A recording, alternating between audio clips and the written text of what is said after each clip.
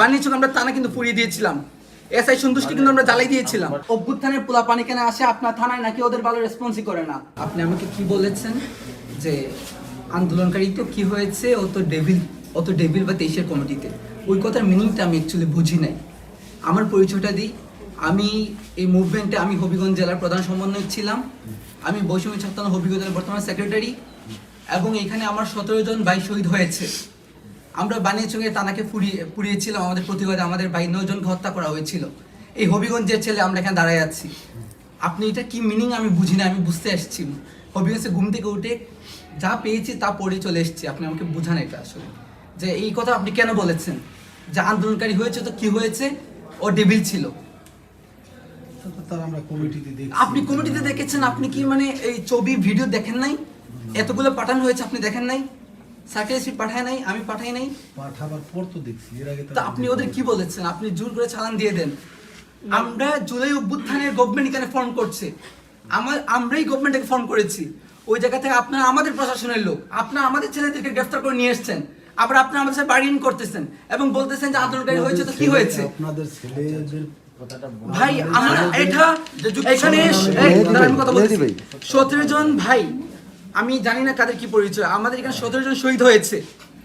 এবং হবিগঞ্জে মোস্ট যেখানে সবচেয়ে ক্রুশাল ইম্পর্টেন্ট আন্দোলন হয়েছে এটা হবিগঞ্জ, এদের মাঝে একটা বানিয়েছিল আমরা থানা কিন্তু পুড়িয়ে দিয়েছিলাম। এসআই সন্তুষ্টি কিন্তু আমরা জ্বালাই দিয়েছিলাম। আপনি আসছেন, ঠিক আছে, তো ওই জায়গা থেকে কোন সাহসে নিয়ে কথাটা বললাম আমি জানতে চাই আজকে। আমি স্ট্রিক্ট এখানে এসেছি, আমি স্ট্রিক্ট এখানে এসেছি। আমার বলতে হবে আমার বাইকে কেন গ্রেফতার করা হয়েছে এবং কেন বার্গেনিং করা হলো। আমার এতগুলো ছেলে এখানে কি বাইসে আসছে নাকি? তিনজন গ্রেফতার হয়েছে, মানে জুলাই গণঅভ্যুত্থানে অংশগ্রহণকারী তিনজন গ্রেফতার হয়েছে। তিনজন উনি গ্রেফতার করবেন এটা আপনার আমি না, আপনি বলেছেন। সাইফুল ভাই এক মিনিট এর সাথে কথা বলো। আমি ডেভিল কথা শুনতে চাই না তো। আমি আপনাকে বলেছি ও আমার সাথে আন্দোলন করেছে, সামনে থেকে ফোনে বলেছিলাম, ছবি পাঠিয়েছি। সবাই তোমরা দেখো না, আলামিন দেখাইছো না? সোনার দেখাইছে ভাই, আমার কাছে পাঠানো হয়েছে, আমার কাছে কেউ পাঠাইছে কিনা জহিরুল কেসাই জহিরুল ভাইকে উনাকে ঢাকায় আনেন, পাঠানো হয়েছে।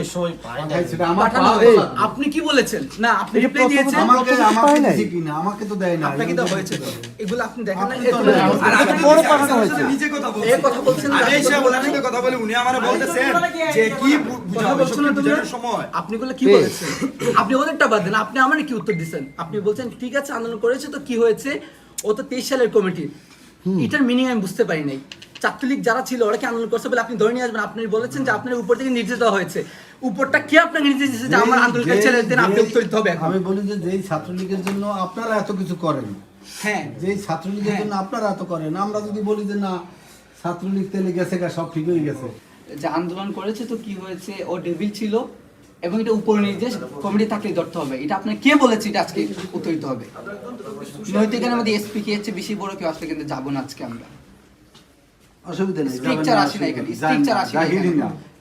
আমরা শোনেন ছাড়া আমি এখানে একটা কথা আমাদের অভ্যুত্থানের পোলা পানি কেন আসে আপনার থানায় নাকি ওদের ভালো রেসপন্সই করে না। আমাদের রক্তের উপর দ্বারা এই থানাগুলা ফর্ম করা হয়েছে, প্রশাসন ফর্ম করা হয়েছে। নাটক নাকি এটা? রক্তের সাথে আমাদের একটা ছেলে গ্রেফতার করে নিয়ে আসবেন, দিনের পর একটা ছেলে 2 মাস জেল কাটছে। নাটক নাকি এগুলা?